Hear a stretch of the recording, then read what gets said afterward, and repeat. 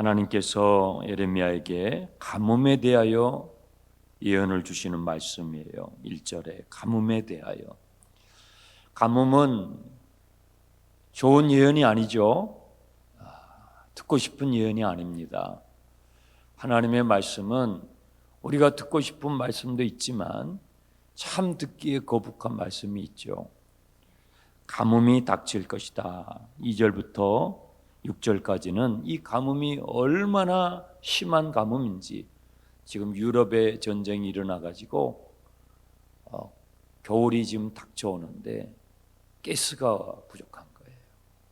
거기는 가스로 전기도 돌리고 보일러도 다 돌리고 이렇게 하는데, 전쟁이 일어나니까 그 에너지를 가지고 서로 이제 딜을 하면서 너무 지금 에너지 가격이 올라가지고 지금 고통하고 있어요. 귀인들도 3절에 그랬죠. 이 기근이 닥치게 되면 뭐 힘 있는 사람, 돈 있는 사람들, 귀인들까지도 이 가뭄의 여파를 벗어나지 못할 것이요, 그들의 사안들, 높은 사람들이든지 그 밑에 있는 사람들이든지, 심지어는 5절 들의 암사슴과 들나귀들, 짐승들에게 이르기까지 이 기근에서 제해될 대상이 없다라는 거죠.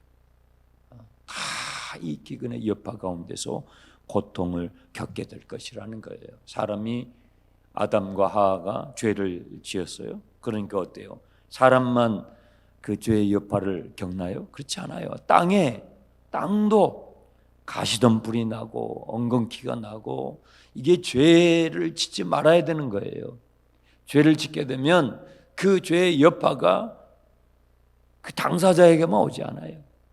그 주변에 있는 땅과 모든 피조세계까지 고통을 당하게 되는 것을 보여주게 되는 것입니다.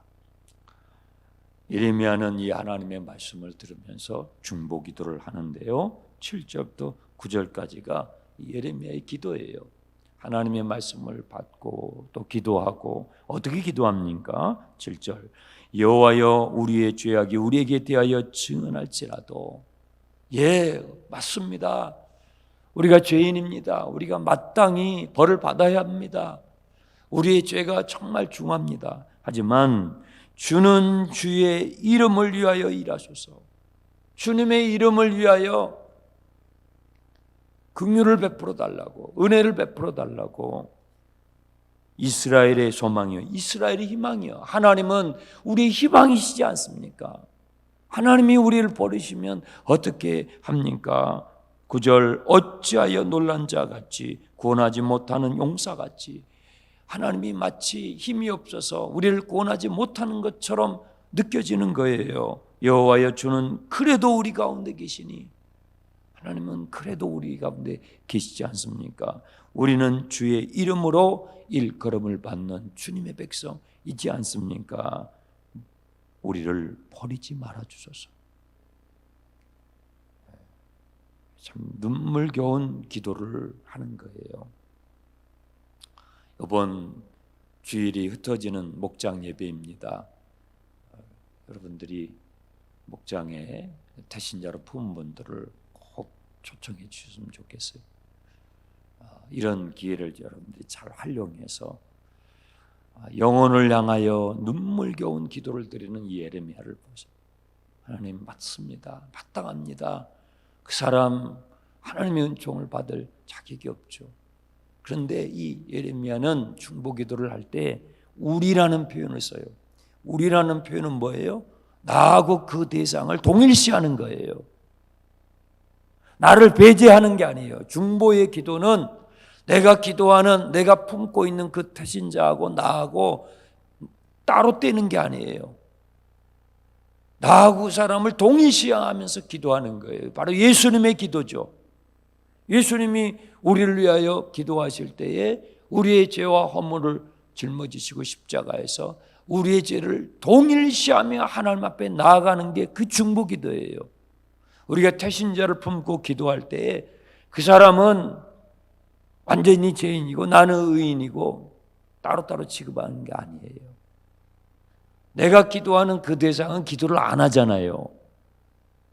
하나님을 찾지 않잖아요.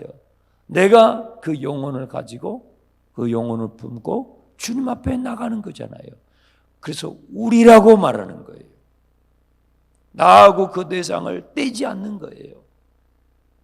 예레미야처럼 우리도 우리가 품어야 되는 그 태신자를 동일시하며 주님 앞에 기도하는 것이죠. 주의 이름을 위하여 주님의 이름을 붙잡고 기도하는 거예요. 이 기도는 모세가 이렇게 기도했어요.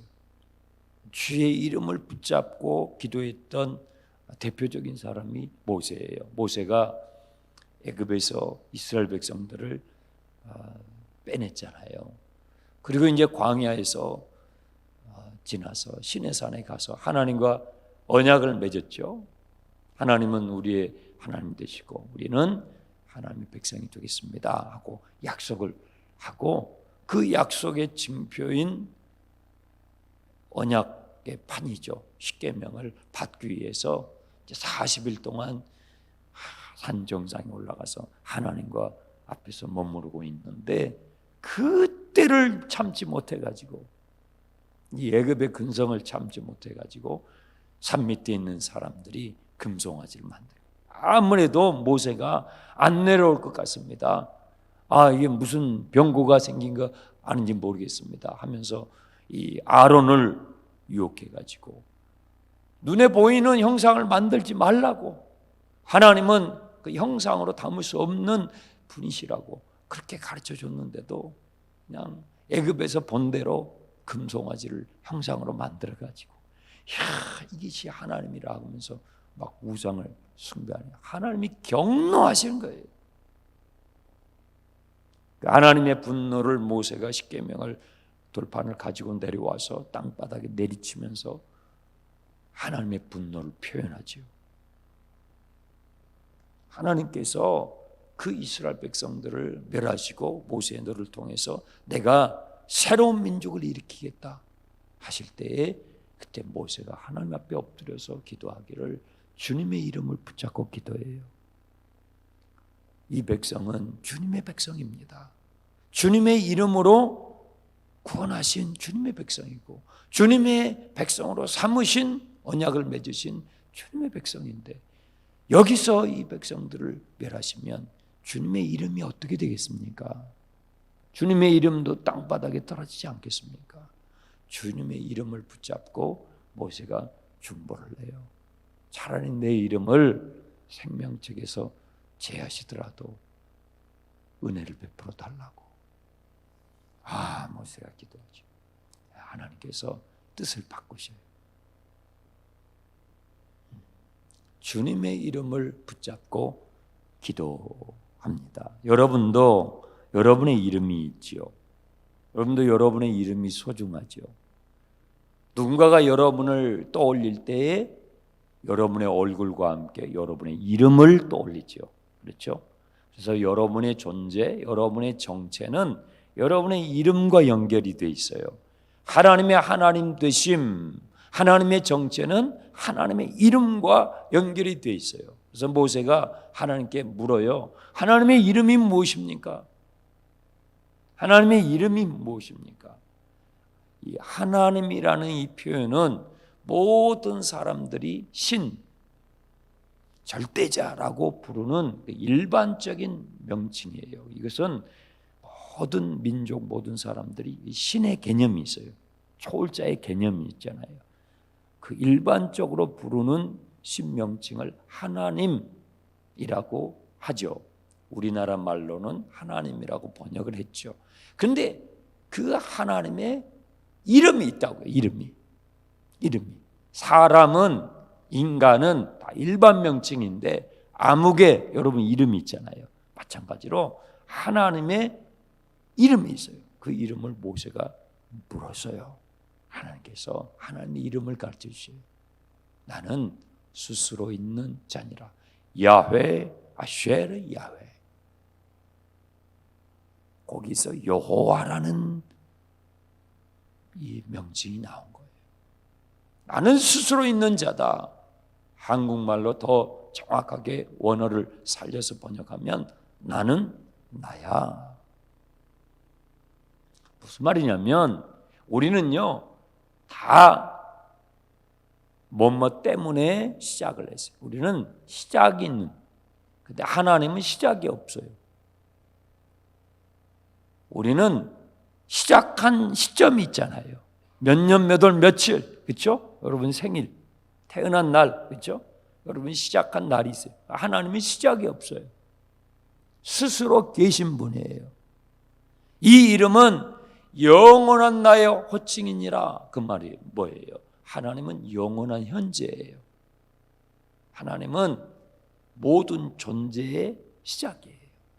여러분 위로 올라가면 아버지 나오고 위로 올라가면 할아버지 나오고 증조 할아버지, 고조 할아버지 쭉 올라가면 누가 나와요? 아담이 나와요.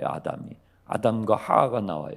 그러면 더 위로 올라가면 누가 나와요? 하나님이 나와요. 그러면 하나님은 누가 만드셨죠? 없어요. 하나님이 시작점이에요.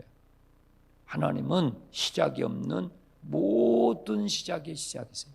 나는 스스로 있는 자니라. 모세가 하나님의 이름을 받죠. 그리고 애굽에 내려가지 않습니까? 이 하나님의 이름, 그 하나님의 이름을 붙잡고 기도하는 거예요. 10절부터 12절까지는 하나님께서 이 백성들 위해서 중보하는 에레미야에게 이 백성들 위해서 기도하지 말라고 말씀하셔요. 11절 여호와께서 또 내게 이르시되 너는 이 백성을 위하여 복을 구하지 말라. 왜요? 더 이상 듣지를 않으니까요. 그래서 하나님께서 어떻게 하셔요? 이들을 깨닫게 하기 위해서 12절에 그들의 금식과 번제와 소제로 해결되지 않아요. 칼과 기근과 전염병으로 그들을 치리라. 여러분 이 칼은 뭐냐면 전쟁이에요. 전쟁이 일어나면요 얼마나 이게 비극적인지 전쟁 다음에 따라오는 게 기근이 따라와요. 그렇죠? 전쟁이 터지면요 모든 물가가 올라가요. 모든 고공급이 차단이 돼요. 전기 시설이 다 파괴가 되고요. 시장이 막히게 되고요. 돈이 있어도 물건을 살 수가 없어요. 기근이 찾아오는 거예요. 그럼 기근이 찾아오게 되죠. 사람이 굶게 돼요. 먹지를 못해요. 그럼 먹지 말아야 될 건 막 먹게 되겠죠. 막 쥐도 잡아먹고 막 잡아먹어야 되겠죠. 그럼 어떻게 돼요? 전염병이 창궐하게 됩니다. 칼과 기근과 전염병은 같이 따라나는 거예요. 전쟁이 안 일어나야 되는 게 전쟁이 확산되지 말아야 되는 게 전쟁이 일어나면 전쟁 다음에는 기근이요. 기근 다음에는 질병이에요. 다 공멸하는 거예요. 하나님께서 이걸로 이 백성을 치겠다고 하죠. 사실은 하나님이 치셨다는 표현보다도 인간이 자초하는 거예요. 하나님 이걸 원치 않아요. 하나님은 우리가 이런 재앙 가운데 던져지는 걸 원치 않지만 인간이 그걸 자초해요. 그래서 하나님께서 그 죄를 징계하시기 위해서 그걸 허용하시는 것이지 하나님께서 이것을 권장하거나 그러신 게 아니에요. 인간이 전쟁을 자초하죠. 그런데 예레미야는 이 하나님의 말씀을 듣고도 중보기도하는 걸 포기하지 않습니다. 13절 이에 내가 말하되 슬프도소이다. 주 여호와여 선지자들이 그들에게 말하기를 너희가 칼을 보지 않고 기근을 보지 않고 너희에게 평강이 있을 것이다. 하나님 그런데요 지금 이 백성들에게 이 선지자들이 돌아다니면서 전쟁 같은 거 없을 것이라고 기근 같은 것은 없을 것이라고 말하는 선지자들이 많이 있습니다. 이 거짓 선지자들이. 거짓 선지자들은 사람들이 듣기에 좋은 말을 해줬어요. 전쟁 같은 건 안 일어나요. 기근 같은 건 없어요. 전염병 같은 건 없을 거예요. 팬데믹 같은 것은요, 이제는 끝났어요. 안 일어나요. 우리는 그런 말을 들으면 어때요? 기분이 좋죠. 없을 것이라고 하니까. 근데 하나님 뭐라고 말씀하시죠? 그들은 내가 보낸 자들이 아니다. 그들은 참된 예언을 하는 것이 아니라 거짓된 예언을 하는 것이죠. 우리는 어떤 말을 듣기 좋아해요? 달달한 말을 좋아해요. 왜 우리가 예언서를 읽어야 될까요? 예언서는요, 달달한 말씀이 아니에요. 쓰디쓴 말씀이에요. 어떤 게 우리의 몸에 좋아요? 쓰디쓴 것을 먹어야 돼요. 그것이 우리에게 보약이 되는 거예요. 그래서 예언서를 읽어야 되는 거예요. 거짓 예언자들은 우리 교회에 달달하고 없다고 하니까 전쟁도 없고 기근도 없고, 그런데 그런가요? 인생을 보세요. 없어요? 도처에 있잖아요. 인간의 탐욕과 죄악으로 말미암아 멈추지 않고 일어나고 있잖아요. 그래서 우리는 오늘 또 우리가 누구의 말에 귀를 기울일 것인가? 내 귀에 달달한 소리를 귀담아 들을 것이냐? 하나님의 진짜 말씀, 예레미야를 통해서 주시는 참된 예언의 말씀을 내가 귀담아 들으면서 내가 오늘 이 하루를, 나에게 주어진 이 하루를 어떻게 살아갈 것을 내가 기도하면서 결정해야 하는 것입니다. 그들은 내가 보낸 것이 아니요 그들은 내 이름으로 거짓 예언을 하느니라. 하나님의 이름을 붙잡고 중보하는 예레미야가 있는가 하면 하나님의 이름을 악용하고 하나님의 이름을 이용해 먹는 사람들이 참 많아요. 저는 여러분들이 그러지 않기 바랍니다. 예레미야처럼 주님의 이름을 붙잡고 영혼을 위해서 영혼을 품고 구할 수 있는 저와 여러분 되시기를 축원합니다. 19절부터 마지막 22절까지는 백성들 위하여 예레미야의 간절한 눈물 어린 중보예요. 20절, 21절 여호와여 우리의 악과 우리의 조상의 죄악을 인정합니다. 하나님, 제가 인정합니다. 여기서도 우리라는 단어를 계속 쓰죠. 예레미야는 중보하면서 자신과 멸망당할 수밖에 없는 이스라엘 백성들을 분리시키지 않아요. 나도 똑같이 죄인입니다. 여러분이 기도하고 있는 그 대상과 여러분하고 다른 것이 아니에요. 우리는 다 종이 한 장 차이예요. 주님의 은혜로 우리가 조금 먼저 지금 여기 와서 앉아 있는 것이에요. 차이 별로 없어요. 동일시하며 주님 우리가 인정합니다. 우리가 벌받아야 마땅합니다. 징계를 받아 마땅합니다. 하지만 21절 주의 이름을 위하여, 또 그랬죠. 주의 이름을 위하여 우리를 미워하지 마소서. 우리를 멸하지 마소서.